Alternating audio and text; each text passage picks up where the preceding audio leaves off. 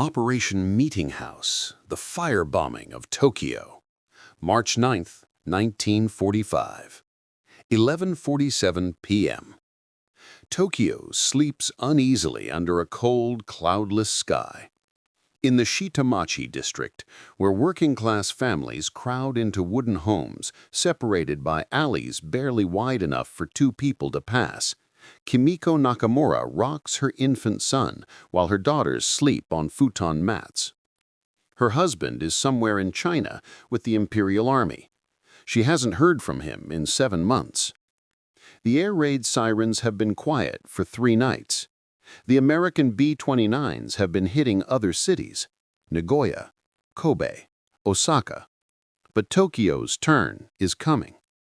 What Kimiko and 1.5 million other residents don't know is that 1,500 miles south, 334 B-29 Superfortresses are already airborne, climbing through tropical darkness from the Mariana Islands.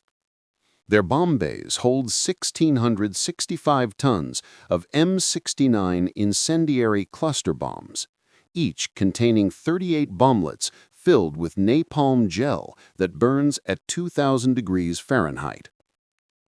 In 90 minutes, Tokyo will experience what no city in human history has endured. Operation Meetinghouse will become the single most destructive air raid ever conducted, killing more people in 6 hours than died at Hiroshima, consuming 16 square miles of the world's 4th largest city. This is the story of that night. The decision. Major General Curtis LeMay didn't look like a revolutionary. Square-jawed, perpetually scowling, chomping an unlit cigar, the 38-year-old commander of the 21st Bomber Command was about to make the most controversial decision of the Pacific War. The strategic bombing campaign against Japan was failing. For months, B-29s had flown high-altitude precision raids from 25,000 feet. The results were pathetic. Jet stream winds exceeding 200 miles per hour scattered bombs across miles of countryside. Cloud cover obscured targets constantly. Bomb damage was minimal, while B-29 losses mounted. LeMay studied the problem with cold logic. Japanese cities were tinderboxes. Tokyo's eastern districts consisted of wooden structures with paper walls, packed so densely that fire could jump building to building. Industrial production wasn't in large factories, but dispersed through thousands of workshops in residential areas. The solution was brutal. Abandon precision bombing entirely. Burn Japan's cities to ash. The weapon was the M69 incendiary bomb, a 6-pound hexagonal bomblet filled with jellied gasoline bundled into 500-pound clusters. At 2,000 feet, clusters would split open, scattering bomblets across wide areas. Each would punch through a roof, then 3 seconds later, napalm would ignite, spraying gel that stuck to wood, fabric, and human flesh. LeMay's most radical decision stripped B-29s of most defensive armament, except tailguns.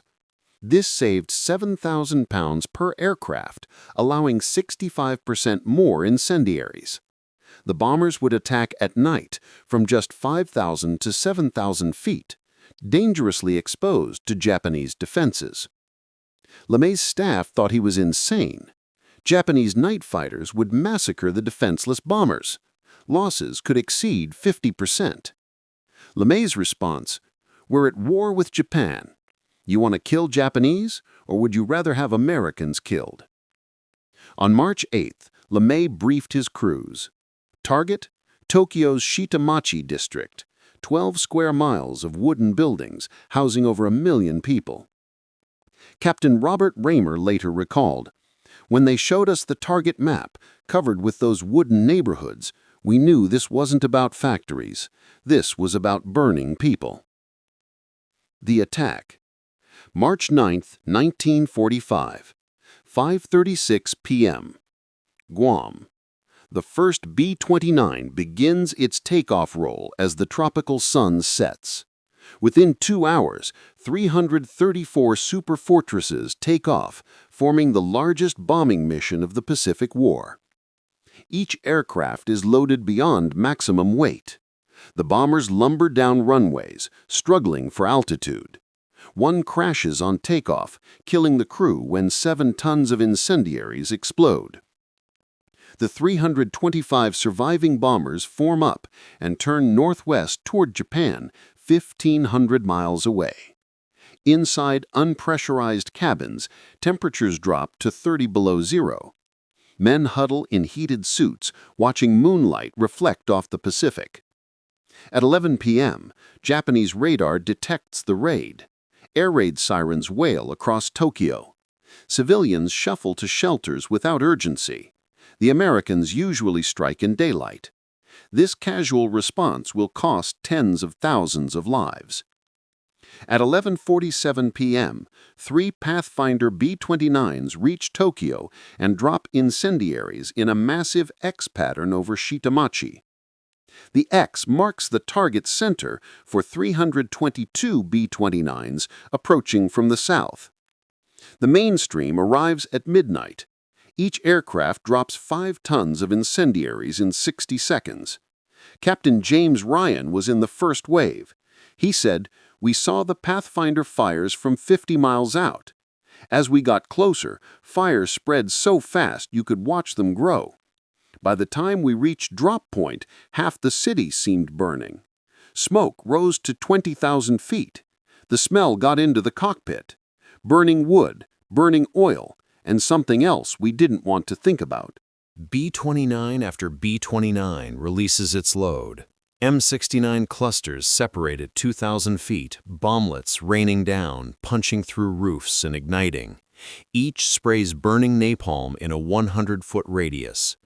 Within 30 minutes, hundreds of fires are merging. The firestorm. When enough fires burn close together, they create their own weather. Intense heat causes air to rise rapidly, creating low pressure at ground level. Surrounding air rushes in, creating winds exceeding 100 miles per hour. These winds feed oxygen to flames, making them burn hotter, creating more rising air, stronger winds. The cycle accelerates until the entire area becomes a self-sustaining hurricane of fire. Tokyo's Shitamachi, with densely packed wooden structures and narrow lanes, is perfectly configured for firestorm. By 12:30 a.m., the firestorm is fully developed. Ground temperatures reach 1,800 degrees Fahrenheit, hot enough to melt glass and vaporize water. Oxygen content drops from 21% to below 6%, insufficient to support human life. People escaping flames suffocate in streets that look clear. Kimiko Nakamura grabs her 3 children and runs when incendiaries hit at 12:15. The narrow street is crowded with fleeing neighbors. Nobody knows which way is safe. Wind is rising, carrying embers, igniting new fires. She runs east toward the Sumida River, where thousands have the same idea. But paths to the river are narrow, choked with refugees, and fire moves faster than people can run. Superheated wind knocks Kimiko down. Her 6-year-old daughter is torn from her hand by the crowd. Kimiko clutches her infant son and 4-year-old daughter, swept forward by panicked humanity. People fall, others trample them. Stop moving, and you die. The crowd surges onto a bridge crossing the Sumida. The metal bridge is scorching hot. Kimiko watches the firestorm jump the river, igniting buildings on the far bank. She never reaches the other side. Her story ends here with her children, bodies found the next morning, fused together by heat. This scene repeats across 16 square miles. The Sumida River becomes a killing ground. Thousands jump in seeking refuge. The firestorm boils water to 130 degrees. People cook alive. Fire stations burn, hospitals burn, schools burn. Concrete structures that survive become ovens. In bunkers designed for 500, holding over 2,000, rescuers the next morning find a solid mass of corpses, no survivors. Above this hell, American crews experience trauma. Thermal updrafts toss 65-ton B-29s like toys. Aircraft are lifted 2,000 feet in seconds, then dropped violently. The smell penetrates aircraft at 7,000 feet. Burning flesh. Navigator Robert Scherer. You could smell it through your oxygen mask. Some guys threw up. Some prayed. I tried to convince myself we were hitting military targets. I stopped believing that 30 seconds into the bomb run. Tail gunner Sid Wolin. Tokyo was glowing like sunset. I could see people running in streets, little black dots surrounded by fire. Then fire would catch them and they'd disappear. I was 19. I'm 95 now. I still see it. The bombing continues until 3 a.m. 3 hours of continuous drops. The target is a sea of flame, visible for 150 miles. Japanese anti-aircraft fire shoots down 14 B-29s. Out of 325 attacking, 311 returned safely. LeMay's gamble succeeded. The morning after. March 10th, 6:15 a.m. The sun rises over Tokyo, revealing devastation defying comprehension. Where Shitamachi stood, there is nothing but smoking ash and twisted metal. 16 square miles completely destroyed. Nothing survives. Wooden structures incinerated, leaving only concrete foundations. The Sumida River choked with thousands of corpses, floating in masses. The death toll will never be known with certainty. Between 88,000 and 100,000 died that night, with 41,000 injured and 1 million homeless. More people died in the Tokyo firebombing than at Hiroshima, more than Dresden, more than Hamburg, more than any single day of conventional warfare in human history. Michiko Kurihara, aged 12, found her mother's body recognizable only by her wedding ring. Yoshio Sano found only scorched bones. Sayoko Yamada, aged 8, lost her entire family and wandered ruins for a week, catatonic. American air crews landing in the Marianas are jubilant at first, but as adrenaline wears off, celebration dies. Bombers return with vomit in cockpits. Some navigators refuse to leave aircraft. Captain Tom Baker chain-smoked for 6 hours, saying nothing. When asked what he'd seen, "I've been to hell. We made hell. I'll never be clean of it." LeMay's response, "If we lose this war, we'll be tried as war criminals." Then he orders similar raids against Nagoya, Osaka, and Kobe. The firebombing campaign will continue for 5 months, burning 67 Japanese cities. Emperor Hirohito surveys Tokyo's ruins 2 days later and reportedly weeps. Americans have demonstrated they can burn Japan's cities at will, and Japan has no defense. The legacy. Operation Meetinghouse raises moral questions unresolved 80 years later. Was this a war crime or legitimate military operation? Arguments for justification focus on military necessity. Japan's industrial production was dispersed through residential areas. Workers built war materials in homes. Area bombing was the only way to destroy this production. The firebombings convinced Japanese leaders that resistance was futile, preventing an invasion that would have killed millions. LeMay never expressed regret.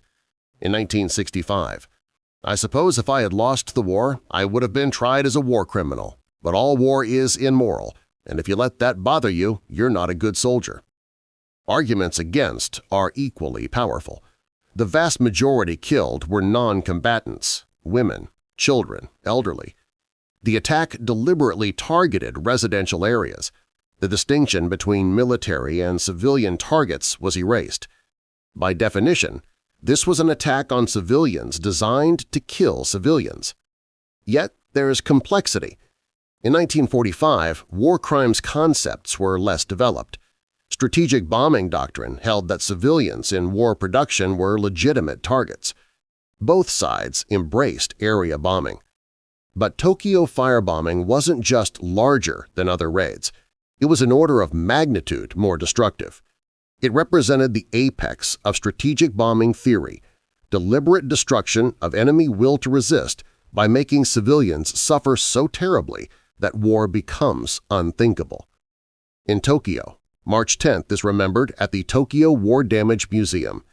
Exhibits are haunting: charred bicycles, melted glass, a carbonized lunchbox with a child's rice ball inside. The museum asks, how do we remember this without creating hatred? For decades, the firebombing was barely mentioned in American history books, overshadowed by Pearl Harbor and atomic bombs. When mentioned, it was framed in military terms: tonnage dropped, objectives achieved. The human cost was abstracted into statistics. Recent decades have seen more honest reckoning. Historians acknowledge that Operation Meetinghouse represented a fundamental shift in American military ethics, where victory became more important than limitations on violence. What cannot be argued is the scale. More than 100,000 people died in 6 hours. 16 square miles erased, all because 325 aircraft dropped 1,665 tons of incendiary bombs designed to start fires that couldn't be stopped. War has always been terrible, but that night over Tokyo, humanity reached a new threshold of industrial slaughter. The atomic bombs that followed were more technologically impressive but killed fewer people. Operation Meetinghouse remains the deadliest air raid in human history. The children who died in those flames would be in their 80s now. Instead, they're eternal victims of a night when military necessity and human decency collided and military necessity won. We honor them by remembering honestly, by refusing to look away from what was done in pursuit of victory. History offers no comfortable answers, only the uncomfortable truth that on March 9, 1945, we learned exactly how much destruction human beings are capable of inflicting when they decide victory requires it. If this story moved you or made you think differently about the costs of war, hit that like button and subscribe. Leave a comment with your thoughts on Operation Meetinghouse. Should it be remembered alongside Hiroshima and Nagasaki as a defining moment of World War II? Share this video. These stories matter. These people mattered. Until next time, remember that history isn't just dates and battles. It's human beings making impossible choices and leaving us the responsibility to remember them honestly.